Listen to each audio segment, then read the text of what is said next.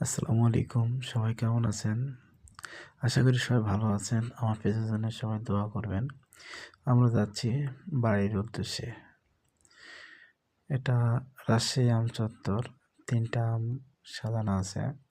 আপনাকে সামনে দেখাবো একটা জিনিস। সে জিনিসটা হলো রাজশাহী আমচত্বরের পাশে নদাপাড় হাফিজিয়া মাদ্রাসা। আপনার এই পাশে আছে। সামনে একটা জিনিস রাজশাহী টু ঢাকা এবং আমরা যাচ্ছি হলো রাজশাহী টু নওগাঁ। আমরা যাচ্ছি আসলে কেশরহাট যে নামবো, কিন্তু তার আগে আপনাদের একটা জিনিস দেখাবো। রাস্তাতে গতকাল রাতে আপনার একটা কাজ করে দিয়ে গেছে। কাজটা হলো রাস্তা যেটা আছে সেই এই যে পাঁচ আছে, পাঁচের ওই পাশে যেটা আছে আপনার ওটাতে কিছু সংখ্যক উম আপনার ২১ ফিট পরপর একটু করে উঁচু করে রাস্তা করে দিয়ে গেছে।